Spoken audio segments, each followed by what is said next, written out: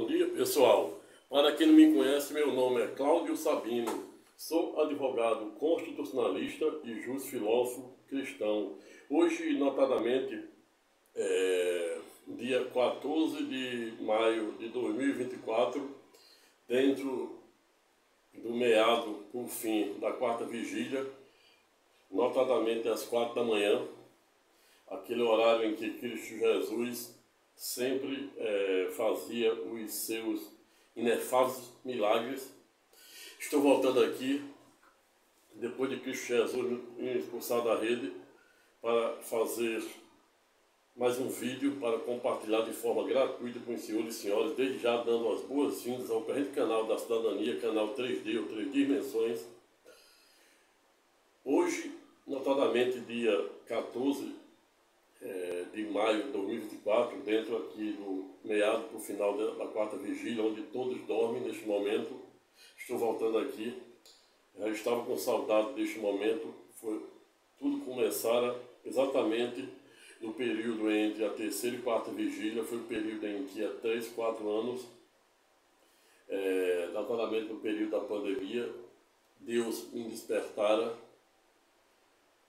no sentido de vagar pelas madrugadas, não somente estudando os seus inefáveis mistérios, de sua transcendental palavra, que representa Cristo Jesus, como tendo a ímpar oportunidade de me conectar com o Todo-Poderoso, pois a única maneira de nos conectarmos com o Todo-Poderoso é deixando a palavra viva, forte e afiada mais do que as espadas de 2 gumes, penetrar até a profundeza para dividir a alma do espírito, para o Todo-Poderoso poder, por meio do dínamo do poder do Espírito Santo e por meio de seu fogo consumidor, conforme Hebreus, Elias, Apocalipse e etc., poder julgar, analisar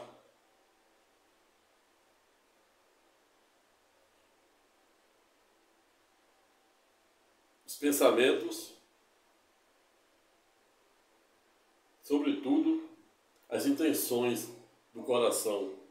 É exatamente assim, por meio deste modus operandi, que Deus usa para permitir que a sua criatura, a saber, o homem, tenha a ímpar oportunidade de se conectar com o mesmo, pois jamais iremos nos conectar com o Todo-Poderoso, Senhor dos Exércitos, dos Anjos do terceiro céu, e por meio de seu Filho unigênito, a saber, Cristo Jesus, que significa a revelação, que significa o verbo, que significa o instrumento, e para além disso significa a palavra viva, forte e mais afiada do que a espada de 2 gumes, que penetra até dividir a alma do espírito, a fim de Deus poder julgar os pensamentos e as intenções do coração do homem. Somente assim é que o homem pode conectar o seu eu interno com a sua energia interna, com a força motriz superior, representada pelo Senhor dos Exércitos, cuja a palavra, cujo verbo, cujo instrumento é representado pela pessoa de seu Filho unigênito, a saber, Cristo Jesus. E fora exatamente esta a razão pela qual hoje Cristo Jesus me expulsara da rede e não poderia ter um momento em uma ocasião melhor, notadamente dentro do período da quarta vigília, que era o período em que Cristo Jesus, durante os 3 anos e meio que passaram na terra, operava os mais inefáveis mistérios e milagres. E fora exatamente esta a razão pela qual Cristo Jesus, no presente momento, me inspirara a compartilhar esta palavra amiga de fé, no sentido de jogar luz de Santo Agostinho em um período sombrio de nossa história, notadamente quando o mundo está observando de camarote guerras entre Rússia, há mais de 2 anos, Rússia e sua vizinha Ucrânia, a mais jovem guerra duelada em 7 de outubro do ano passado, ou seja, 2023, na ocasião em que o grupo terrorista Hamas atacara o sul de Israel, e aí já temos aí quase mais de 30 mil mortos só do lado da Palestina e menos de 10% do lado de Israel.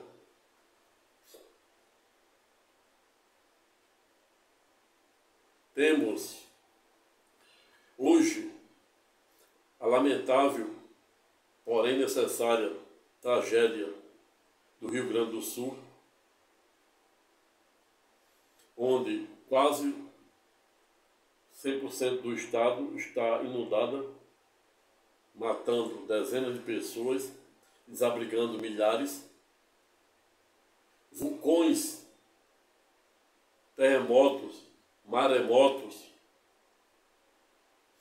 enchentes em umas regiões, desmatamento em outras, queimadas em outras. Ou seja, o planeta está ipsilício, ou seja, literalmente doente. E o mundo está em guerra. Não estamos vivendo numa guerra de carne e de sangue, e sim numa guerra contra os principados e os potestados do bem e do mal. Deus defendendo o bem e Satanás, representado por Lúcifer, o anjo mais poderoso de Deus, que corrompera por meio da rebelião de Lúcifer 1/3 dos anjos de Deus, representando o mal. E é esta exatamente a razão pela qual, no presente momento, fui instado, provocado e inspirado pelo Todo-Poderoso para compartilhar o presente tema, qual seja, porque devemos viver como tudo fosse um milagre e a tudo da graça, à luz das tragédias, das guerras e das adversidades que o mundo odierno, o atual, vem passando. Fecha aspas. Eis a questão, como dizia o grande dramaturgo, e por que não dizer, um dos maiores poetas britânicos de todos os tempos, qual seja, William Shakespeare, para quem certa feita não ouvidarem dizer, existia entre o céu e a terra, ano-luz mais coisa do que a nossa vã filosofia imagina. Mas William Shakespeare, que serve de porta de entrada para todos os vídeos que faço no presente canal, também certa feita fora pedagógico, no sentido de dizer, acreditar em um ser supremo. Lógico que Shakespeare estava a falar de Deus, do Todo-Poderoso, Senhor dos Exércitos do terceiro céu, e que abaixo deste ser supremo estavam os anjos, que abaixo dos anjos estavam as nuvens, que abaixo das nuvens estava a terra, abaixo da terra estava a fauna, a flora, abaixo da flora estava a fauna, abaixo da fauna estavam os minerais, dentre eles o ouro, o mais precioso, retificando que abaixo, antes da fauna, está o homem, no qual nos incluímos. E esta foi exatamente a razão e motivação pela qual resolvi, no presente momento, jogar a luz de Santo Agostinho para podermos entender os contornos e alcances deste momento, deste sombrio momento em que o mundo está a passar guerras, enchentes, queimadas, terremotos, maremotos, tremores de terra e etc.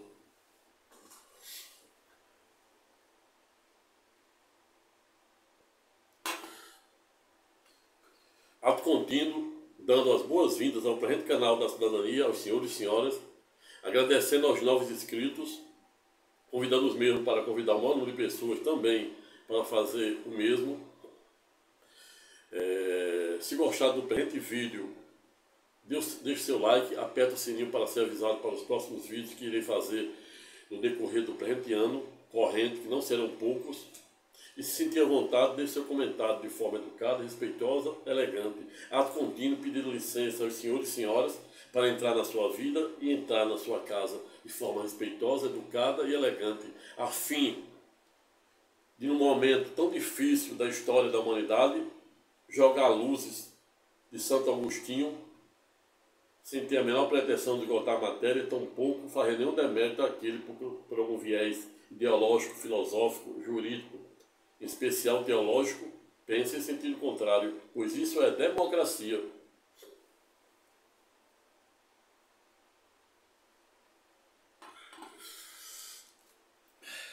Você que está a me ouvir deve estar a me perguntar: Dr. Cláudio, se Deus é sinônimo de bondade, de onisciência, onipresença e onipotência, e por isso ele é atemporal, e por isso ele, antes de pensarmos, ele já sabe do que vamos pensar.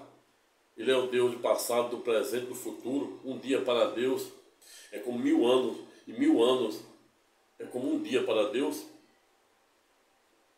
Esse fogo consumidor, que representa o Todo-Poderoso, e seu Filho unigênito, a saber, a palavra viva, que é mais forte, rígida e cortante do que uma lança de 2 gumes, que entra e penetra até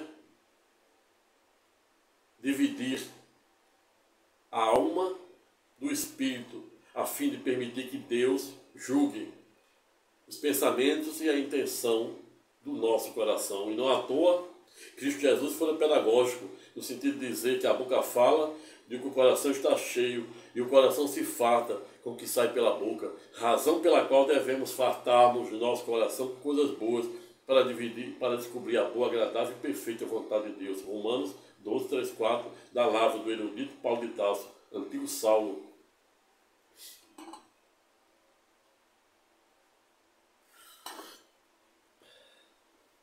Mas por quê? Se Deus é sinônimo de bondade, de grandeza, amou o mundo de tal maneira que permitiu que seu Filho unigênito, a saber, Cristo Jesus, se esvaziasse do trono de Deus e se fizesse homem e servo na pessoa de Cristo para ser o nosso Redentor e sumo sacerdócio na ordem de Melquisedeque. Explico. E como sempre, a resposta é de fácil alcance. Deus amou o mundo de tal maneira que doara seu Filho unigênito para ser o nosso Redentor e sumo sacerdócio na ordem de Melquisedeque, exatamente porque ele sabe, e sempre soube e saberá ad eterno, que jamais seríamos salvos por meio das nossas obras. Não à toa somos salvos por meio da obra, por meio da graça, e por meio da fé. Mas até mesmo a fé em que pesa não pode ser obra do homem, para que o homem não se engrandeça em detrimento de Deus. Não obstante existir correntes doutrinárias como os calvinistas, João Calvino, representado por João Calvino, que defende a soberania de Deus, a predestinação, a depravação absoluta, diversamente de Armínio, que ao revés defende a questão do livre-arbítrio e à luz de uma depravação parcial com base no livre-arbítrio, e que para ambos, para João Calvino, independentemente do que o homem fizer, ele já fora predestinado, ou seja, a ser salvo ou não, ele já fora eleito desde o princípio. João Calvino diz que essa eleição depende da faculdade, ou seja, do livre-arbítrio do homem querer ou não ser escolhido. E aí, em tese, eu discordo, como também discordo de João Calvino, de que as ações do homem não podem contribuir para o seu aperfeiçoamento. E que Deus, é claro que Deus é seletivo. A cronologia bíblica nos mostra que Deus sempre fora seletivo. No início, ele selecionou Noé para dar um salvo-conduto com 40 dias de chuvas e 1 ano de duração, um clássico dilúvio, dando salvo-conduto apenas a Noé, sua família e um par de cada casal para a procriação do mundo. Em Sodoma e Gomorra, ele mandou os 2 anjos, um para destruir as respectivas cidades e outro para resgatar e salvar a família, Ló e sua família.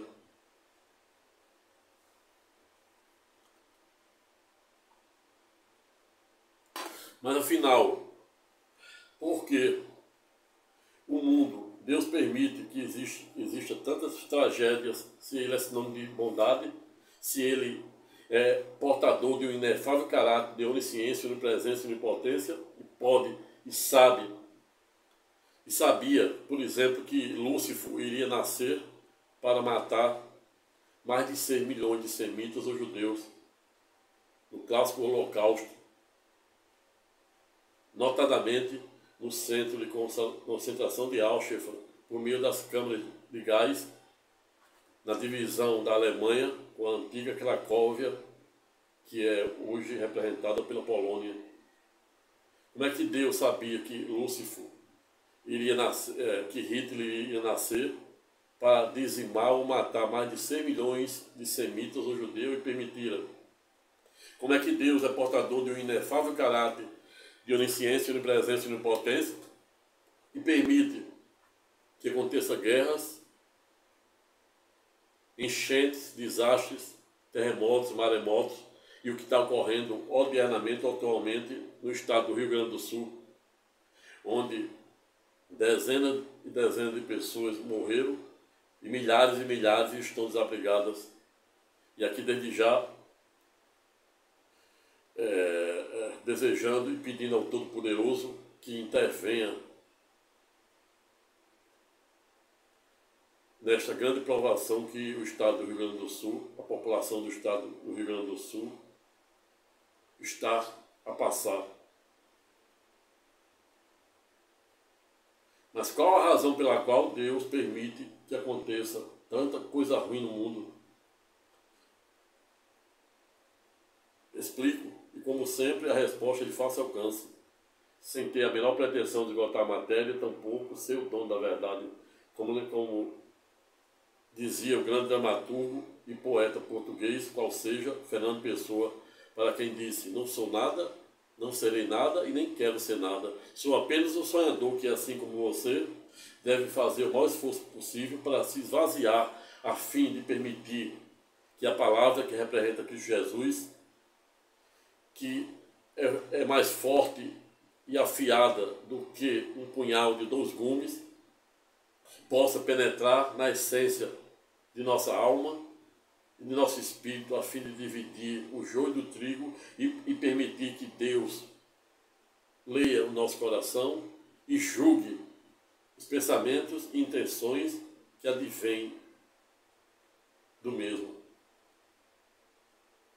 Mas por que Deus permite, se Ele é esse nome de bondade, Ele é portador de um inefável caráter de onisciência, onipresença e onipotência, e por isso pode evitar tudo, prever tudo, e permite que pessoas boas sofram, morram, crianças, deficientes, idosos, e etc.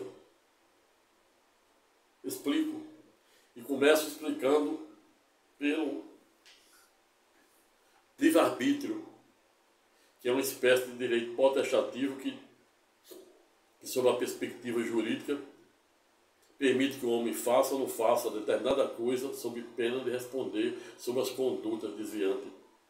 A filosofia nos ensina que dentro deste livre-arbítrio, Deus colocou uma espécie de potência na mente que é, sob o aspecto teológico, sinônimo de alma. Dentro desse nosso livre-arbítrio existe uma potência para o homem ser ou não ser, para o homem ser bom ou ser ruim, para o homem ser justo ou injusto. E não à toa, Deus derrama as suas graças de caráter comum para bons, ruins, justos e injustos. E esta é a razão pela qual A mesma luz do sol que ilumina o dia dos bons é o mesmo sol que ilumina o dia dos ruins. O mesmo sol que ilumina o dia dos justos é o mesmo sol que ilumina o dia dos injustos. Por via reflexa, a mesma chuva que rega a lavoura dos bons é a mesma chuva que rega a lavoura dos ruins.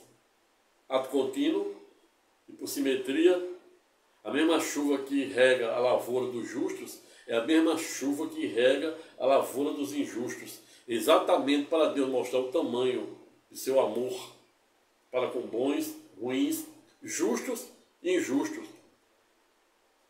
Ao revés, quando Deus está irado e é obrigado a mostrar o seu furor pela ingratidão do homem,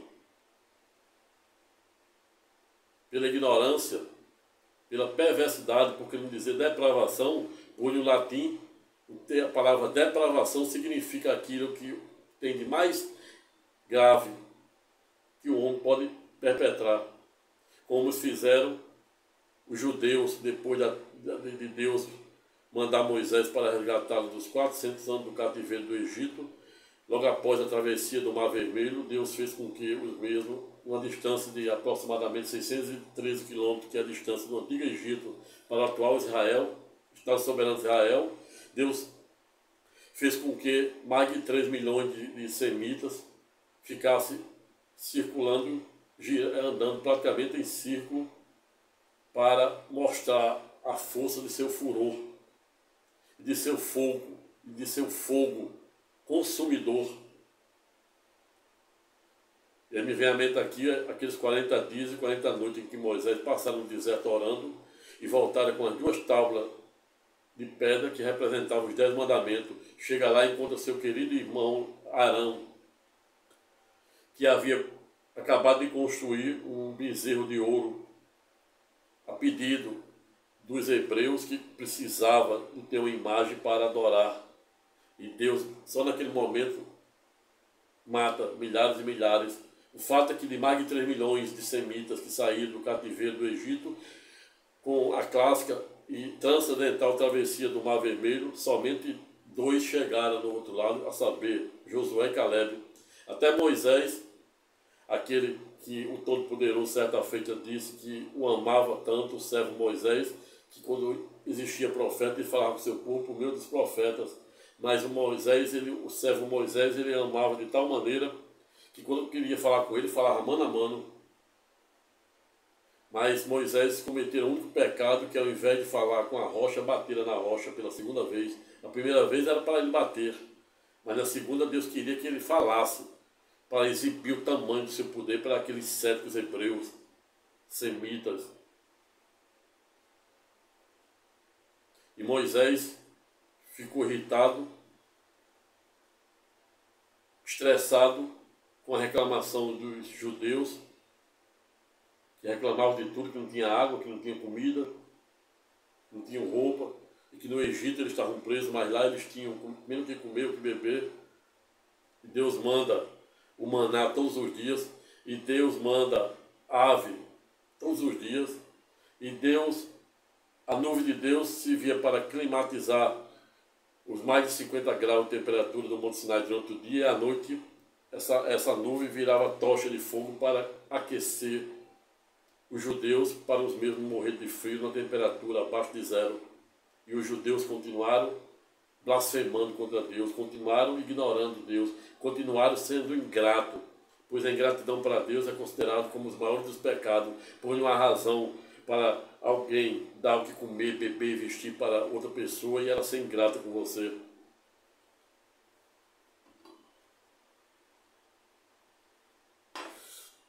Mas o fato é que o mesmo Deus que derrama o dom da vossa graça de caráter comum para bons, ruins, justos e injustos, é o mesmo também que derrama o seu furor por meio do seu fogo consumidor para bons, ruins, justos e injustos. E aí, no caso, como a enchente dessa do Rio Grande do Sul, sofre e morre bons e ruins, exatamente porque Deus é justo. Quando Deus disse olho por olho, dente por dente, no passado ele não estava sendo injusto, ele estava usando o princípio da isonomia, dizendo que se alguém lhe tira um olho, você não pode tirar os dois. Se alguém lhe tira os dois, você não pode tirar a vida. Tem que ser proporcional ao gravo. E isso a gente vê no nosso direito penal, que a resposta deve ser proporcional ao gravo. Quando Deus derrama a sua graça de caráter comum para bons e ruins, justos e injustos, bem como a chuva que rega a lavoura dos bons é a mesma que rega a lavoura dos justos, o sol que ilumina o dia dos bons é o mesmo que ilumina o dia dos ruins, é exatamente para na hora, para ele ser justo, na hora de derramar o seu furor, a sua ira, ou seja, o seu castigo, a sua correção, pois o fogo consumidor serve para Deus corrigir, para Deus castigar, mas também serve para Deus curar. O mesmo fogo consumidor que Deus usa para libertar,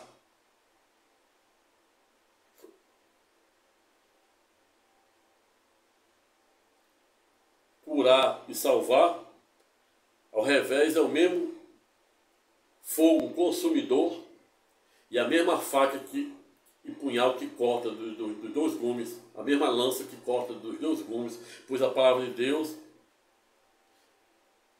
ela é forte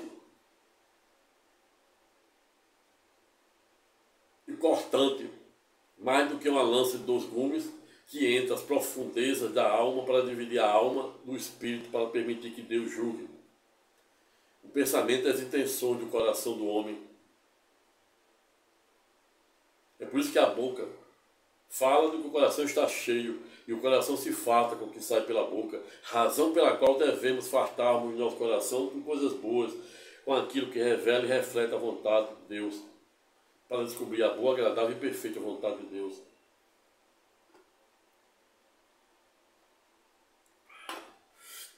No passado, notadamente na primeira dinastia da Babilônia, Deus permitiu ou permitira que os judeus ficassem presos por expressivos 70 anos, até enviar o imperador, o rei da Pérsia, a saber, Ciro, para resgatá-los. Depois Deus permite que os judeus sejam presos, cativos, por expressivos 400 anos no Egito, até o resgate por meio de Moisés na travessia do Mar Vermelho. No passado, Deus permite que os judeus fiquem dispersos de suas terras, notadamente pelas diásporas da Babilônia, depois das diásporas romanas, e depois pela diáspora do Egito. Somente permitindo que os judeus voltassem à sua casa quase 20 séculos, ou seja, quase 2000 anos depois, ou seja, notadamente em 14 de maio de 1948, quando a ONU reconhecera a soberania ou independência do Estado soberano de Israel, depois de um baiano brasileiro, saber Oswaldo Aranha, em idos de 1947, no momento em que estava à frente do Conselho de Segurança da ONU, convida os representantes de Israel e da Palestina para criar um Estado para cada um. Somente fora criado para Israel, pois a Palestina estava certa e continua até hoje.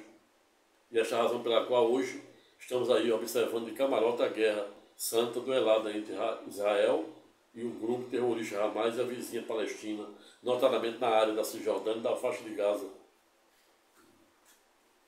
Deus mostrando o furor. Mas Deus permitira que os judeus ficassem quase 20 séculos, ou seja, 2000 anos, fora e longe de suas terras, até 14 de maio de 1948, ou seja, hoje está fazendo expressivo 76 anos em que Israel, notadamente 76 anos, que Israel conseguiu a sua independência, notadamente no dia 14 de maio de 1948, hoje somando aí 76 anos de independência, mas para eles terem 76 anos de independência, que pode se comemorar hoje, Israel, em que pese, passara quase 20 séculos fora, por conta da ingratidão, por conta da perversidade, por conta da depravação, que significa, no latim, aquilo que tem de mais grave, de mais perverso que o homem pode fazer. O homem é capaz do gesto mais nobre, mais sublime, ao mais sórdido, bem como dar cabo da própria vida. Mas afinal, por que Deus, sendo portador de um inefável caráter de onisciência, de presença e de potência, permite tantas guerras, tantas desgraças, tantas enchentes, tantas mortes de justos e injustos? Novamente explico, e a resposta é de fácil alcance.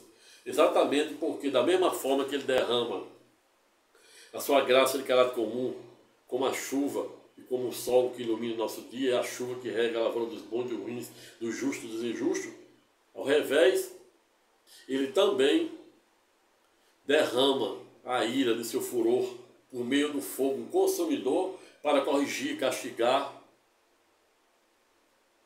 purificar o homem. Você imagine se Deus salvasse todos e fizesse milagre para todos. Cairia por terra o projeto que ele propõe da vida eterna. Ele estaria tornando letra morta, estaria esvaziando o seu projeto, que diz que somos salvos por meio da graça e por meio da fé. E até mesmo a fé em que perde não pode ser obra do homem, para que o homem não se engrandeça em detrimento de Deus. Se Deus salvasse todos e não permitisse que o mal existisse, lembre-se, portanto, que lá em Apocalipse, por meio de João, aquele que morrera aos 94 anos na ilha de Patmos, que escreveu o último livro escatológico da Bíblia, saber Apocalipse, naquele momento em que o Todo-Poderoso, Cristo Jesus, abriu o terceiro céu e disse: trouxe um homem aqui, por lógico que Cristo Jesus estava falando em Paulo de Tarso. Ele ficou tão impressionado que não conseguiria escrever uma vírgula, mas você pega uma caneta e um lápis e escreva as 7 cartas para os 7 anjos da igreja da Filadélfia, que odiernamente ou atualmente, em que pese, se encontra localizado no interior da Turquia. Para a igreja de Filadélfia, só elogios. Ao revés, para a igreja e para o anjo da igreja de Laodiceia, só reprimendas por Cristo Jesus. Ato contínuo dizendo e revelando que Filadélfia deve ser o modelo de igreja para todos os cristãos ortodoxos, ou no mínimo que devem ser. Ao revés, Laodiceia, este mundo largo e longo. Estreito é o caminho, e largo é o caminho da perdição, da desgraça, cuja ignorância é sua maior riqueza sobre a perspectiva teológica, responsável por tudo de ruim que acontece no mundo.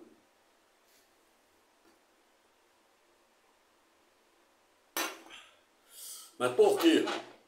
Se Deus é bom, sinônimo de bom, de bondade, permite tanta desgraça, permite o que está odiernamente acontecendo na guerra entre Rússia e Ucrânia, destruindo cidades e matando pessoas, crianças, mulheres, deficientes, doentes, etc.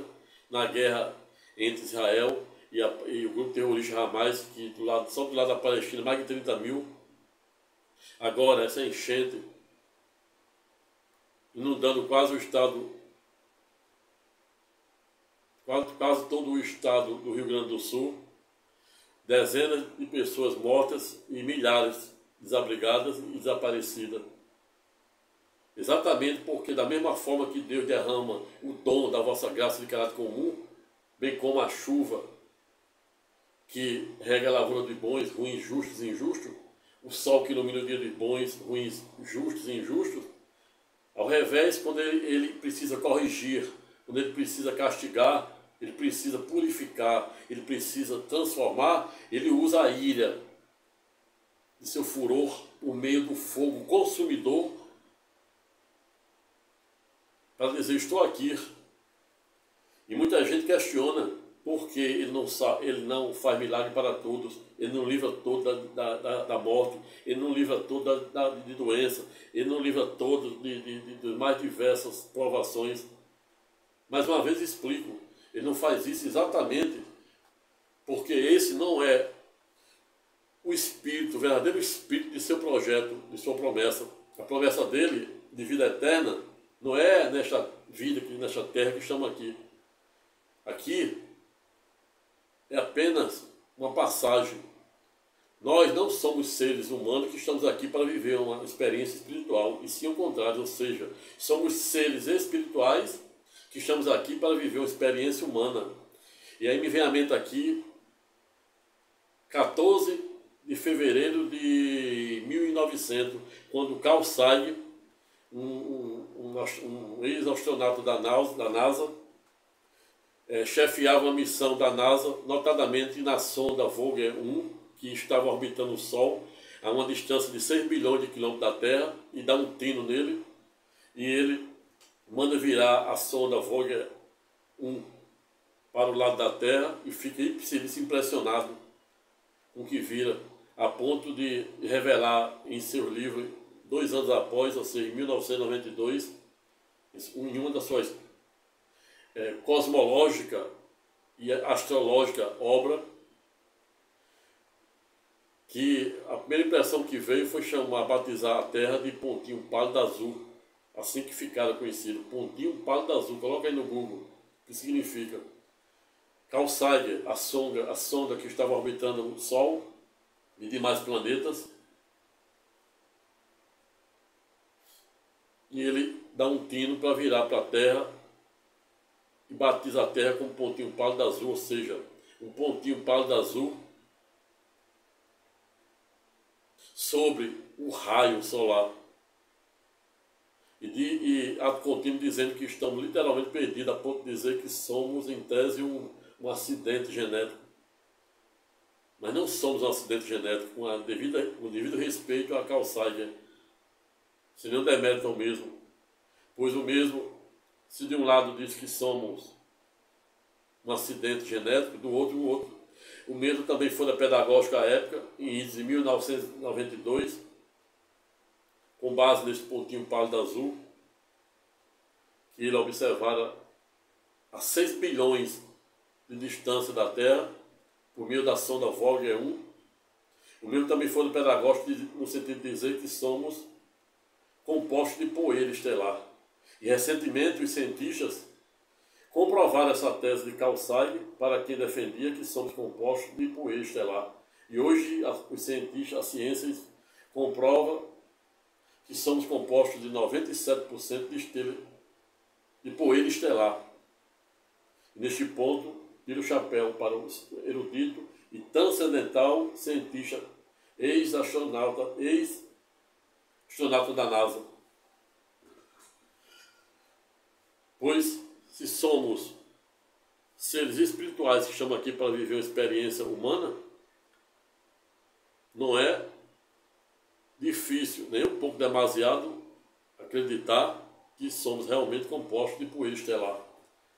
Pois se Deus é o alfa e o ômega, Deus é o criador de todas as coisas, por lógico, e somos feitos à sua imagem e semelhança, por lógico, que o que existe no universo tem que ter na nossa matéria.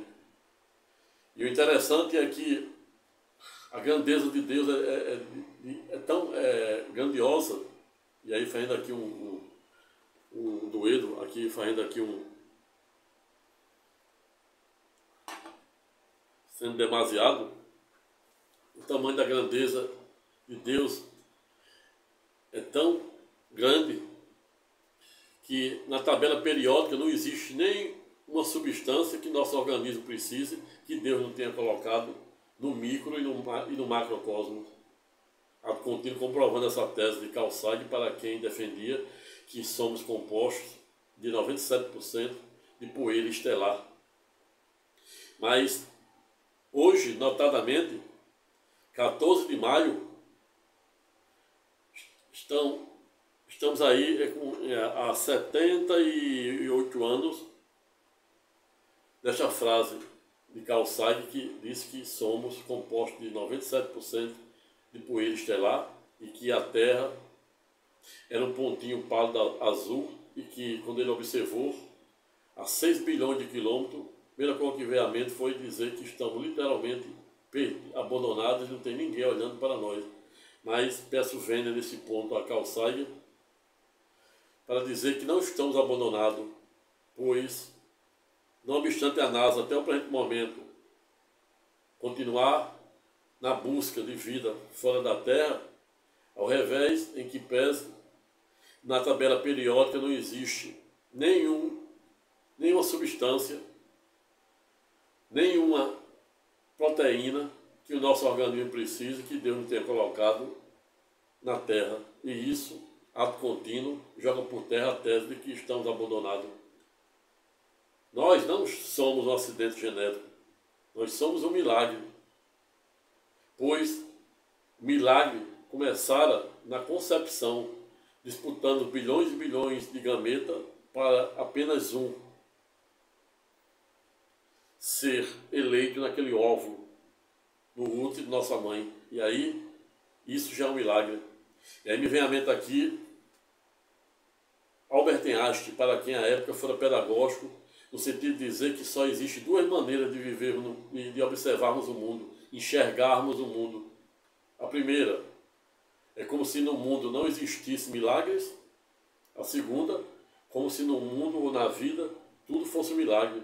Eu sou adepto da segunda corrente, pois o primeiro milagre se dá quando Deus nos escolhe diante de diversos gametas. Milhões e milhões de gametas disputavam aquele óvulo no útero de nossa mãe. E nós somos um milagre. Fomos eleitos por Ele, escolhidos diante de bilhões e bilhões. Então, se isso não é um milagre, não sei mais o que é um milagre. Mas Albert Einstein ficara conhecido com a sua transcendental frase de que só existe duas maneiras de enxergarmos o mundo.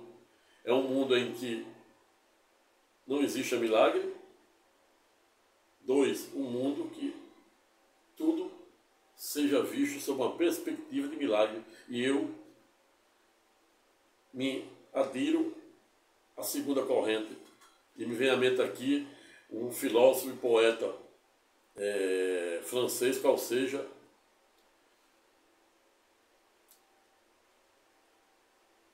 Pascal, Blaise Pascal, autor da teoria da probabilidade. Mas Blaise Pascal também foi pedagógico no sentido de dizer que o coração tem razão, que até a razão desconfia. Mas o que mais me chamara a atenção em uma das frases do filósofo e poeta francês, a saber, Blaise Pascal, foi que certa feita ele também foi pedagógico no sentido de dizer para os ateus da época e agnósticos pelo viés teísta e ateísta, que o homem que não crê em Deus, o homem que crê em Deus, se Deus não existir, ele não terá nenhum prejuízo. Ao revés, aquele que não crê, se dirigindo aos ateus e os agnósticos pelo viés teísta e ateísta, o prejuízo será incalculável, ato contínuo referendando esta tese de que somos um milagre e que a tudo devemos dar graça. Tessalonicenses 5, 15, 18. A tudo das graças, pois a vontade e o propósito não é do homem, sim de Deus. E esta é a razão pela qual devemos enxergarmos a vida como tudo fosse um milagre. E aí me vem aqui à mente um depoimento que vi ontem de uma vítima de uma enchente do Rio Grande do Sul. Me chamaram muita atenção e fiquei muito sensibilizado com a sua fala, pois ele tinha e tem 1000 motivos para estar culpando Deus, blasfemando contra Deus, pois já fora vítima de diversas enchentes no Rio Grande do Sul, perderam diversas casas, uma ou duas, e agora, nessa última, perdeu o seu bem terreno mais querido, que era a sua esposa, sua querida esposa. E ele teve a grandeza, a espiritualidade, o senso de resiliência e empatia, por que não dizer esvaziamento, de passar por cima de tudo aquilo e superar e servir de exemplo para as pessoas, dizendo que as pessoas têm que ter Deus no coração. Tudo passa, como dizia o rei Salomão. E o que me consola é eliminar a certeza de saber que pode contar com o Todo-Poderoso Senhor dos Exércitos dos Anjos. Porque aquele Senhor, a fala daquele Senhor, no dia de ontem, na repórter da Globo, fizeram me chamar a atenção exatamente porque ele ali retratara a essência do verdadeiro cristão, que jamais se repita. Deus prometera paraíso neste mundo. Ninguém pensa que irá ter paraíso neste mundo. Deus usa esse mundo, assim como usa Israel e a Palestina, como o Monte Sinai e o Vale da Sombra da Morte, que é um lugar onde Deus usa para construir a nossa fé de forma gradativa, assim como ele fizeram no passado, como Abraão, quando propuseram o pacto com Abraão, que era filho de Ur, mas quando Deus aparece para Abraão, ele estava notadamente em Harã, e diz: abandone todo o seu parental e vades. Vades, no caminho eu vou dando passo a passo, exatamente porque naquela ocasião, não obstante Abraão ser rico, ao revés o mesmo também era pagão. E Deus disse: abandone toda a sua parentalha, que eu lhe prometo dar o seu primeiro filho, quando ele tinha quase 100 anos, mais de 100 anos, a saber, Isaac, fruto da promessa. E a mulher dele quase 100, a saber, Sara, que era Sarai, Deus mudou para Sara. E Deus também prometeu, para além de dar o seu primeiro filho, a saber, Isaac, fruto da promessa, torná-lo pai de grandes nações, cujos filhos seriam maiores que o número de areia na terra e o número de estrelas no céu. E hoje, em que pese, Deus, como não fica devedor de nenhuma de suas escatológicas palavras e promessa, ato contínuo tornou Abraão naquele que é hoje o patriarca das 3 maiores religiões monoteístas do mundo, a saber, o cristianismo, cujo número de adeptos no mundo gira em torno de 2,5 bilhões. O islamismo, no segundo lugar do ranking, se aproximando de 1,5 bilhões. Existe estatística e prognóstico em que pese, a ponto que até a ida de 2050 o islamismo se igualará ao cristianismo. A terceira do ranking, não obstante, mais longínqua, mais antiga, saber, o judaísmo, com cerca de 13 milhões de semitas, judeus ou hebreus, que são sinônimos entre si, notadamente, ou cuja maioria reside exatamente no Estado soberano de Israel, onde está sendo duelada esta guerra de titãs desde o dia 7 de outubro do ano passado, dizimando mais de 30 mil do lado da Palestina e pouco mais de 10% do outro lado, ou seja, do lado de Israel. Uma guerra totalmente desproporcional.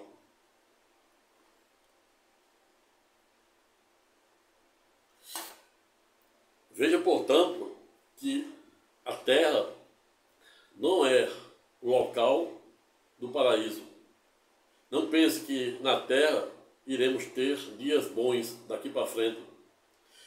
Sempre houve e sempre haverá guerras. Sempre houve e sempre haverá provações. Sempre houve e sempre haverá crimes. Sempre houve e sempre haverá ingratidão. Sempre houve e sempre haverá adversidades, enchentes, inundações, terremotos, maremotos, vendavais. Exatamente porque a terra é o lugar em que é como se fosse uma espécie de Monte Sinai e o Vale da Sombra da Morte, que Deus usa para diariamente construir a nossa fé, para nos preparar para irmos para o paraíso, que não é aqui. Paraíso no terceiro céu para os eleitos, para aqueles que, em tese, forem escolhidos. Não à toa, no livro do Apocalipse é pedagógico, no sentido de dizer que quando o Alfa e o Ômega, ou seja, o verdadeiro leão da tribo de Judá, cuja noiva é Israel, voltar pela segunda vez, virá no cavalo branco, e não haverá mais sol e nem lua. Haverá uma nova terra. Ato contínuo dá a entender que essa terra aqui só está se vindo de Monte Sinai e do Vale da Sombra da Morte, para Deus nos ensinar a atravessarmos o fogo e não nos queimarmos, atravessarmos o rio Jordão e não nos afogarmos, como ele fez com o apóstolo João, no momento em que o imperador de Roma tentava matá-lo, uma caldeira de azeite, e Deus coloca o dínamo do poder do Espírito Santo dentro do apóstolo João, a ponto de o mesmo sair ileso daquela caldeira. Ato contínuo, o imperador diz: é mais um bruxo, pois naquela época tinha muitos bruxos. e manda exilá-lo na ilha de Patmos. O imperador não sabia que aquilo ali era a carruagem de fogo que iria levar João ao seu Senhor, ou seja, a criatura ao seu Criador.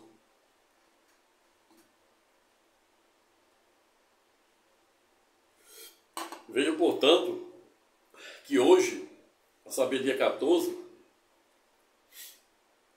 está fazendo expressivo 78 anos que Deus permitiu que os judeus voltassem para suas terras, depois de quase 20 séculos, ou seja, quase 2000 anos que ficaram dispersos pelas diásporas romanas, babilônicas e do Egito. Somente Deus permitindo, na ocasião em que um brasileiro, a saber, baiano, Oswaldo Aranha, que chefiava o Conselho de Segurança da ONU, convidasse as duas nações para criar um Estado para cada um. O Israel aceitou, a Palestina não, e foram criado e declarado, notadamente em 14 de maio de 1948, ou seja, a expressivo 78 anos está fazendo hoje. Talvez esta tenha sido a razão pela qual Cristo Jesus me expulsaram da rede agora, dentro dessa quarta vigília. Exatamente, nem tinha em mente. Quando eu comecei aqui a reverberar, que me veio à mente, que hoje está fazendo expressivo 78 anos.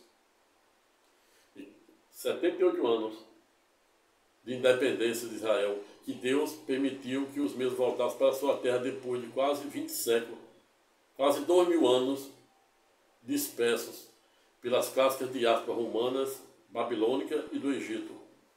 Mas o povo continua cético na fé, continua blasfemando, ignorando a palavra e as escatológicas promessas do Todo-Poderoso.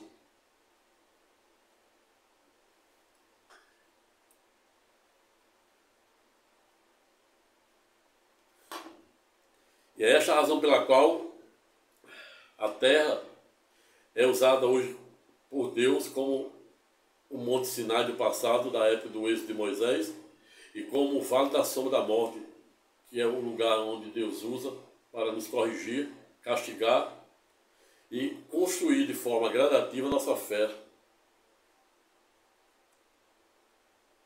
Da mesma forma que Deus derrama o dom da vossa graça de caráter comum para bons, ruins, justos e injustos, bem como a chuva e o sol que ilumina o nosso dia, ao revés, ele também derrama a ira de seu furor por meio do fogo consumidor para corrigir, castigar, destruir, ou seja, o mesmo fogo furor que liberta, cura e salva, ao revés, é o mesmo fogo consumidor que aprisiona, destrói e até mesmo mata. Simples assim. O livre-arbítrio nada mais é do que um direito potestativo de um homem fazer ou não fazer determinada coisa sob pena de responder sobre suas condutas desviantes. Há muitos que digam, porque se Deus revogar o livre-arbítrio de Lúcifer, na hora que ele corrompeu um terço dos anjos de Deus, por meio da rebelião de Lúcifer, por que não fez o mesmo revogando o livre-arbítrio que concedera ao homem? Explico, e como sempre a resposta é de falso alcance. Deus não revogar o livre-arbítrio, porque Deus não volta atrás de suas palavras. E o livre-arbítrio foi o maior poder que Deus dera para o homem. É uma potência sob a perspectiva filosófica que Deus nos deu de fazer ou não fazer, de ser pai, mãe ou não ser, de ser bom, ruim, justo, injusto, para ninguém dizer que Deus é um Deus autocrata. Quando Deus diz, ou você está comigo, vai arder no mar do inferno, como diz os islâmicos, ele não está sendo um Deus autocrata. Ele está simplesmente dizendo que assim como os peixes não conseguem viver fora da água, ou seja, a água é condição sine qua non ou indispensável para a existência dos peixes. Por via reflexa, Deus está dizendo que não há vida para o homem fora dele. Não há vida da criatura fora de seu Criador. Estreito é o caminho e largo é o caminho da perdição, da desgraça, cujo a ignorância e a ingratidão são seus maiores arqueios. Qual o caminho que você quer seguir? O largo, que é esse. Crime, de prostituição, de ingratidão, da ignorância e etc. O estreito, que é aquele onde Cristo Jesus está nos esperando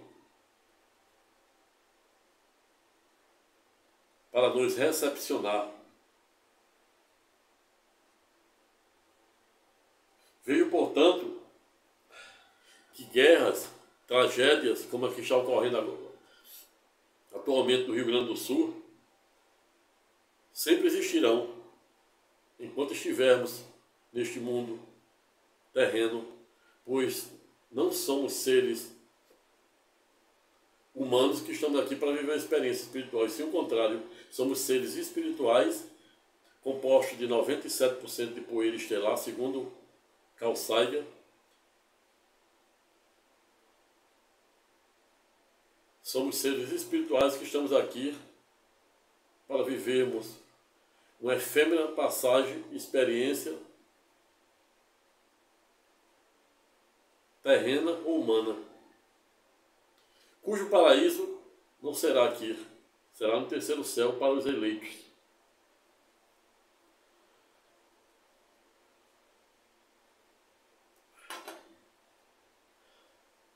E é exatamente esta a razão pela qual somos salvos por meio da graça e por meio da fé.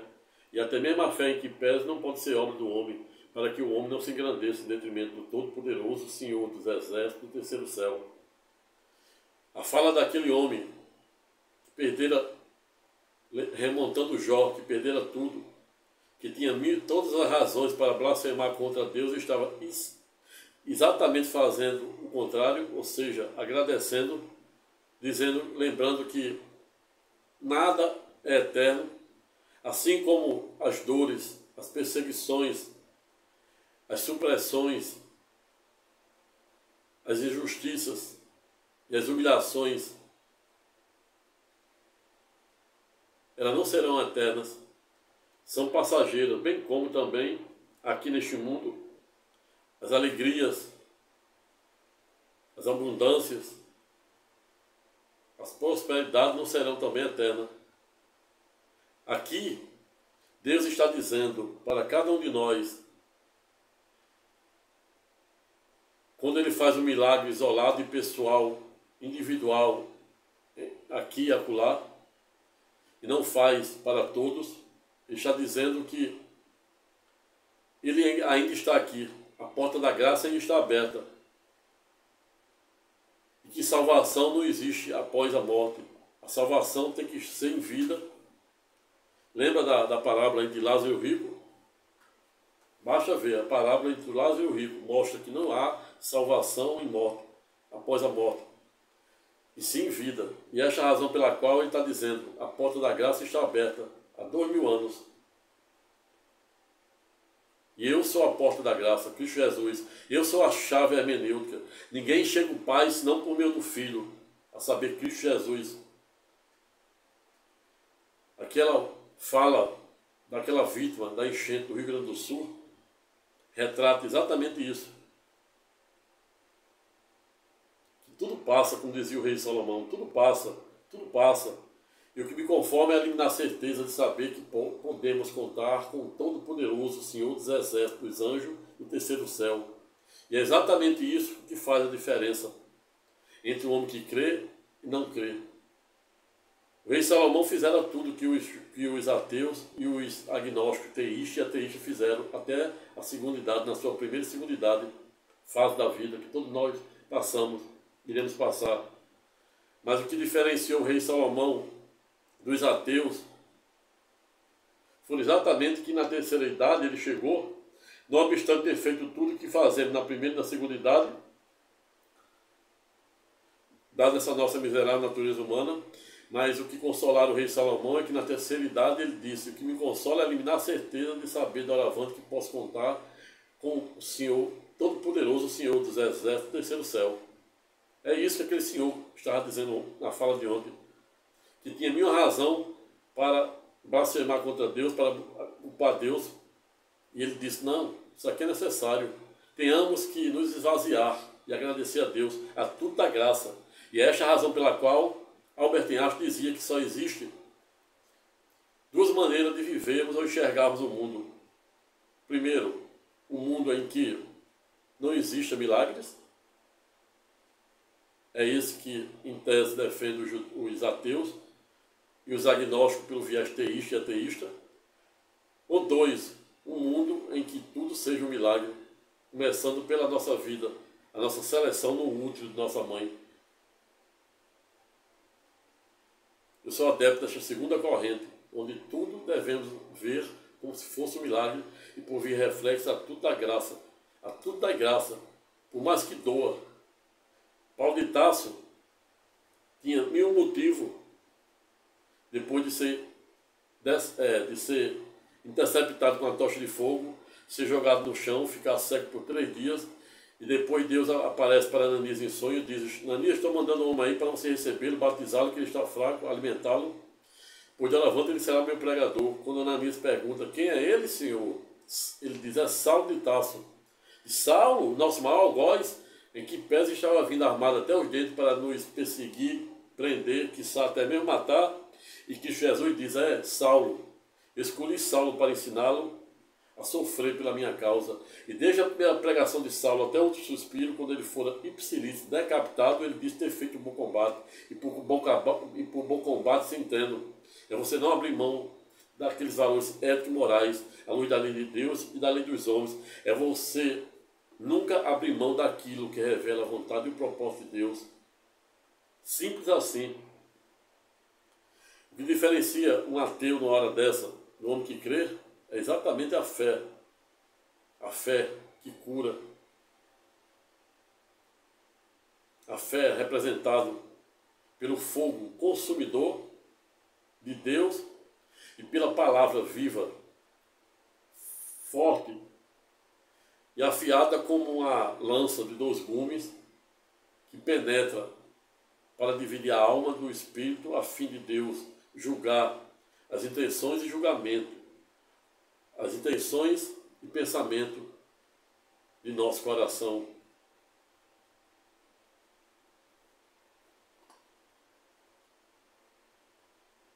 A razão pela qual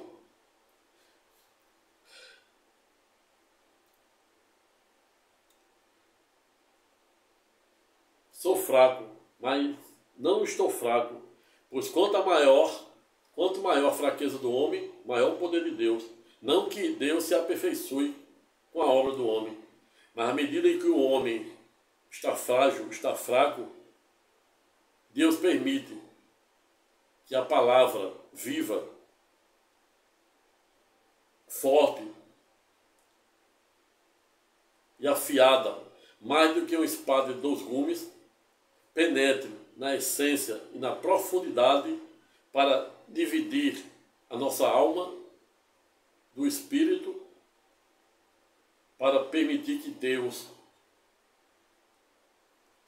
acesse o nosso coração para julgar os pensamentos e intenções do mesmo.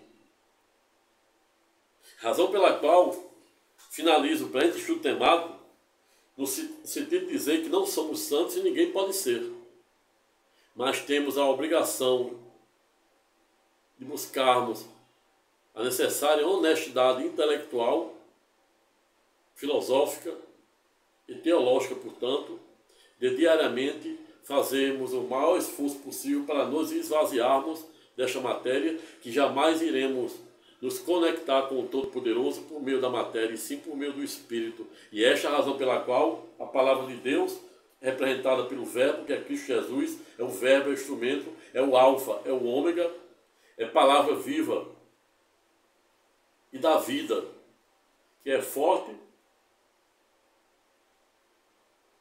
e cortante, e mais afiada do que uma lança de 2 gumes, que penetra nas profundidades para separar a nossa alma de nosso espírito, para permitir que Deus instale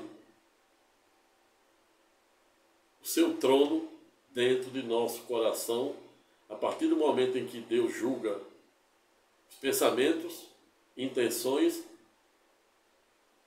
de nosso coração. E não à toa que Jesus foi pedagógico quando dizia: a boca fala de que o coração está cheio, e o coração se farta com o que sai pela boca, razão pela qual devemos fartarmos o nosso coração com coisas boas, para descobrir a boa, agradável e perfeita vontade de Deus. Romanos 12, 32.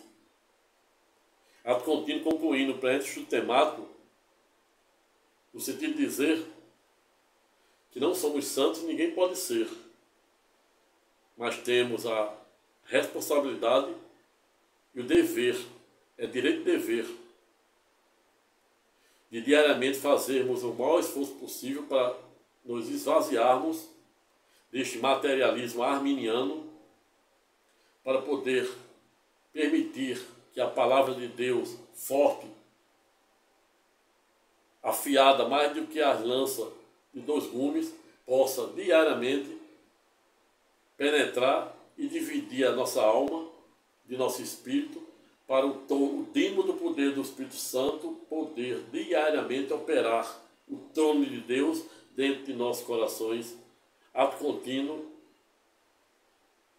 revelando aquilo que é da vontade e do propósito de Deus. Razão pela qual concluo o preenche temático em uma última síntese estreita, no sentido de dizer que devemos viver, ou vivemos, como se tudo fosse um milagre, como defendia Albert Einstein. Ato contínuo, a tudo dando graça, pois a vontade e o propósito será sempre de Deus e não do homem, hoje e sempre. Amém. Fique com Deus. Até a próxima. Se gostar do presente vídeo aula, dê o seu like, aperte o sininho para ser avisado acerca dos próximos vídeos que irei postar. Compartilhe o presente vídeo com o maior número de pessoas, para que pessoas que assim como vocês, estão precisando de uma luz de Santo Agostinho sobre uma temática densa, sensível, porém importante, qual seja falar dessa escatologia, deste tempo escatológico, que é o dia que se avizinha do dia do Senhor, do Tribunal de Cristo. Esta é a razão pela qual peço humildemente que, se puder, compartilhe o presente vídeo com o maior número de pessoas, pois agindo assim você estará fazendo aquilo que revela a vontade e o propósito de Deus, hoje e sempre. Amém. Obrigado pelos novos inscritos. Fique com Deus e até a próxima.